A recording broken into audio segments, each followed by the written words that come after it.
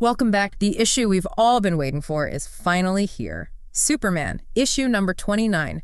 The Man of Steel and Superboy Prime, after years of rivalry, redemption, and, well, a lot of tension, finally standing side by side. Yep. I mean, this is a team-up nobody really thought was possible, and honestly, it feels like it could change everything for the future of the DC Universe. It really could. It's a massive shakeup. Yeah, get ready. This is going to be quite a ride. I think what makes this issue so striking right off the bat is just how audacious it is, teaming these two up.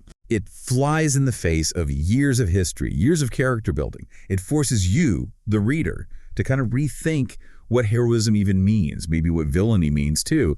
And crucially, you've got Superboy Prime in the mix, who has this bizarre awareness that he's in a story. Yeah, that meta thing. Exactly. Yeah. And that completely warps the reality of the comic for everyone involved. It's fascinating. You mentioned audacity, and yeah, that's huge. But for me, the key to understanding this whole thing, why it feels so precarious maybe, it's Prime's journey. You have to get how weird his path has been. Oh, absolutely. His origin is central. Right. He starts out as this total fanboy. Superman isn't just a hero to him. He's his hero, his idol. They even share the name Clark Kent, which is just a deep connection, yeah. He's from a world where superheroes are just, in comics. He dreams about being like Superman, having powers, standing next to him. Living the fantasy. And then, bam, Crisis on Infinite Earths happens.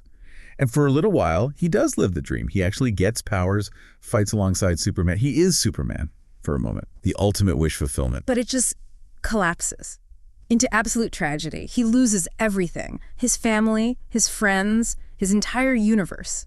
Gone. Just wiped out. You get your biggest dream, and then it's ripped away, leaving you completely alone in the cosmos. It's more than just lost, though. Yeah. It's like his whole identity just shattered. The ground fell out from under him. Yeah. And that's what twists him, right? That loss fuels this bitterness, this resentment.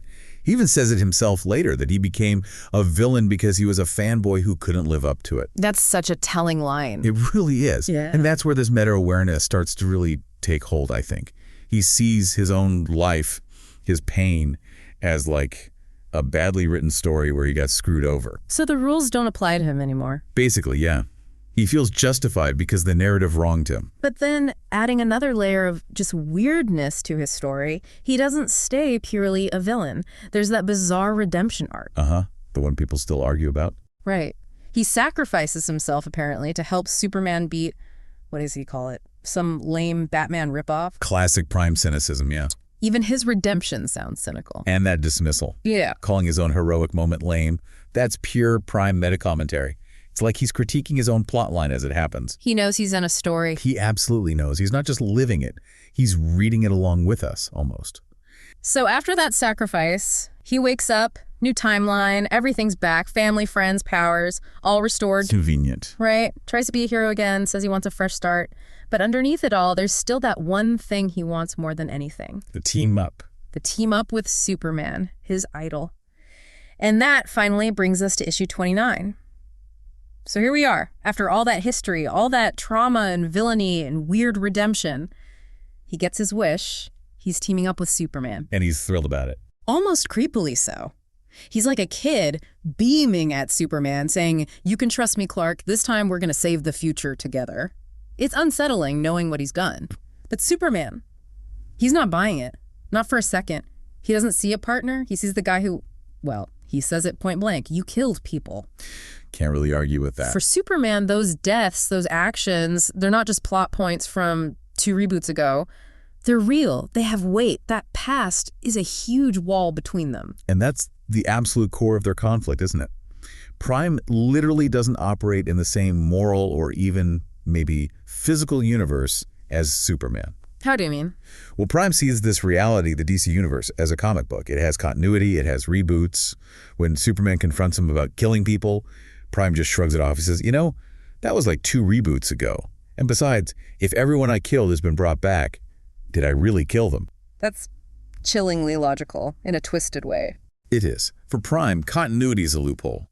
Reboots are get-out-of-jail-free cards. Death isn't final, consequences aren't permanent. It's all just editable fiction to him. Whereas Superman, for him, this world is agonizingly real. Every life matters. Every choice has consequences.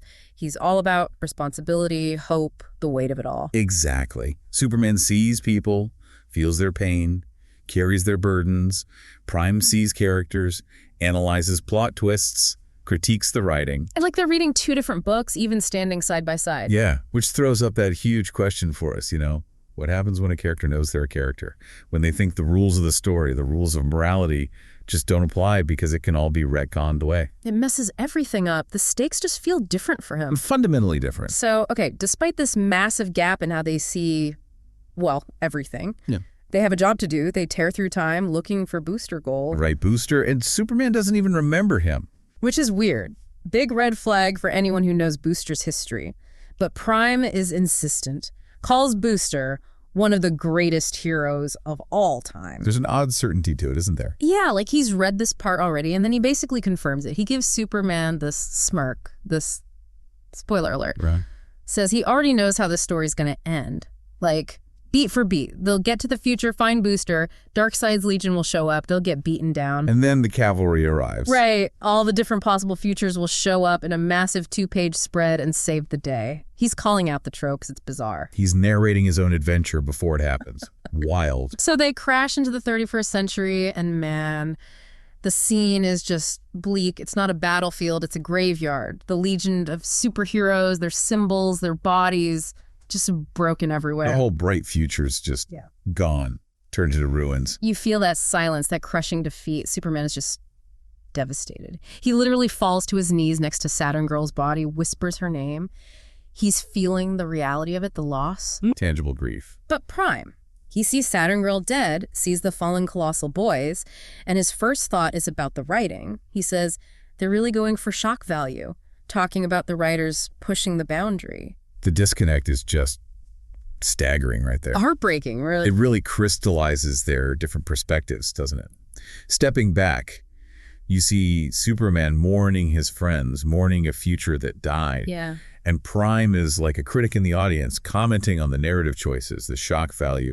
He's processing it as fiction, not reality. It's like they exist on different planes. And Prime's detachment just gets worse. He looks around at this apocalypse, this hero graveyard, and says the war must have been pretty cool, and then asks, who doesn't love a fun story with a bunch of punching in it? It's horrifyingly casual. Just utterly devoid of empathy in that moment. Which pushes Superman over the edge. His grief just turns into pure rage. He yells at Prime, these weren't characters, they were my friends. Drawing that line in the sand. Yeah. Highlighting that huge emotional gap between them. For Superman, these lives matter deeply. For Prime, they're just names crossed off a list in a story he thinks he already understands. Yeah. That's a critical moment for them. Totally. And Superman's mind flashes back to that warning from Time Trapper. He starts wondering, was Prime brought here to do the bloody work Superman couldn't? To end the war? That's a heavy thought. Does that question linger? It does, until this voice cuts through the tension, a voice just stripped of hope. It says, the War of Legions is over. Who is it? One of the survivors? It's Cosmic Boy, but he's not the kid Superman remembers. He's older, battle-worn, just hollowed out. Oh, man. He tells them flat out, we lost, all of us. Now all that's left is to bury our dead. Just zero optimism left. The Legion's light seems completely extinguished. That silence must have been heavy. What does Superman do? Does he try to rally them? He's still trying to process, searching for some explanation, some hope. But Cosmic Boy is just pragmatic in his despair. He says, follow me, I'll show you. So there are other survivors? Yeah, a few. Dawnstar is there. She's glad to see Superman, but she's grim.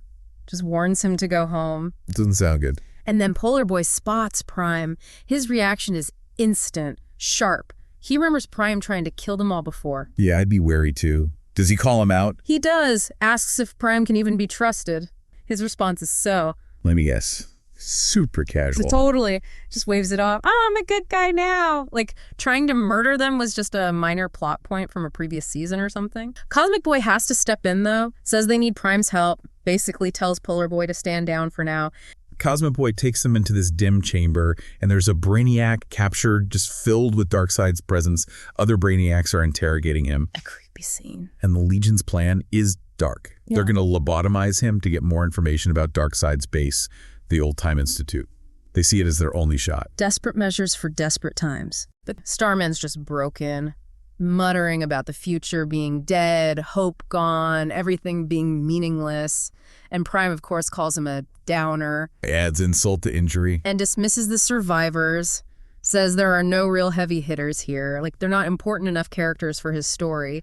But then, okay, this is where things get really interesting.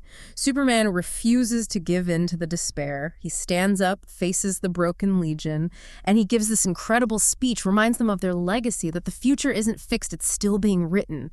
That light can still beat darkness. It's pure Superman. Trying to rewrite the ending Prime predicted. Exactly. And his plan is still the same, that one focused goal. Find Booster Gold. He gives them hope again, a direction. A reason to fight back. So, inspired, they head to the Time Institute.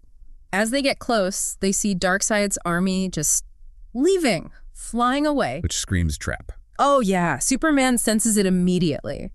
But Prime, thinking like a writer again, asks, why keep him around? Why not just kill him? He's questioning the plot logic. Can't help himself. And then he gets it. His nerd brain just caught a plot hole, he says.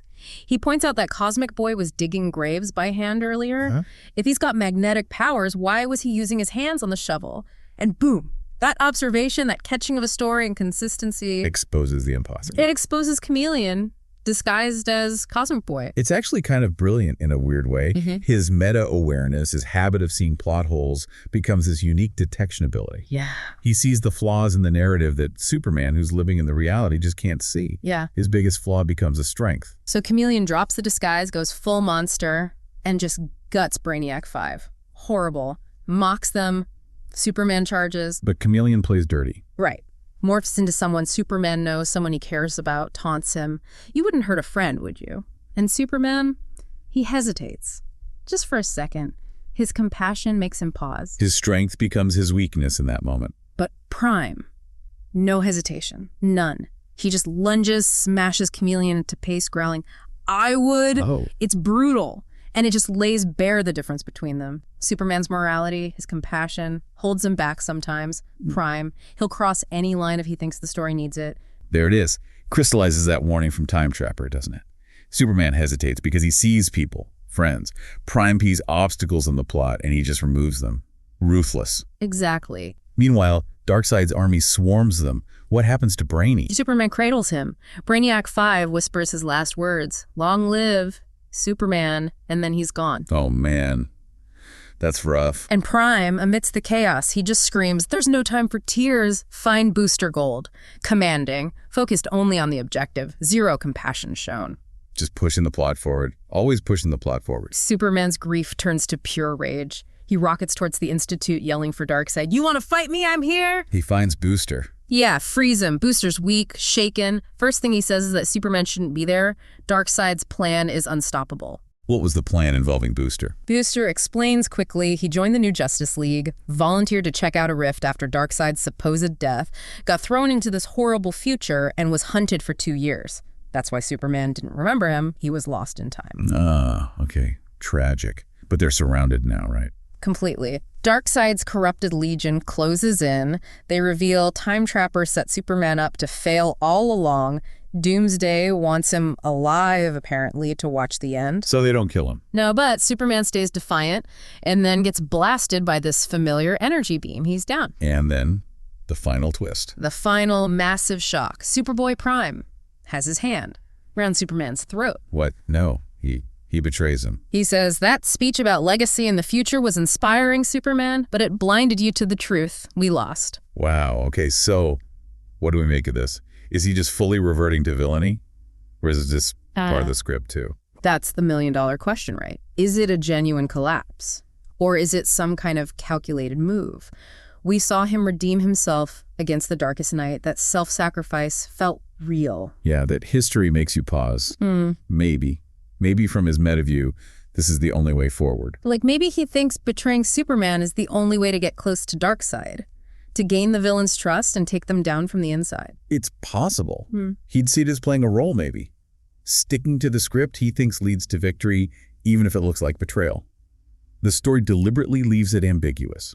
Is he falling back into old destructive patterns, or is he playing this incredibly complex, long game as a hero, but in a way only he understands because he thinks he knows the ending? Man, That ambiguity is powerful. It really is. Yeah. So we've just done this deep dive where that line between being a character in the story and being a commentator on the story just completely blurs. Yeah, one hero living it, feeling it all, the other watching it unfold like he's got the trade paperback already. Prime's ability to see the story, it gives him that disturbing detachment, but maybe, just maybe, a unique strategic edge too. It definitely forces you, the reader, or us, the deep divers, to constantly question his motives. And it leaves us with a pretty provocative thought, doesn't it, for you listening? Yeah.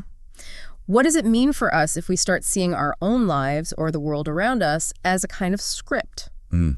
Or a story where we think we already know the ending. Yeah. How does that change how we feel responsibility or how we experience joy or how we deal with loss? If you think it's all predetermined, what then? That's definitely something to mull over long after this deep dive ends.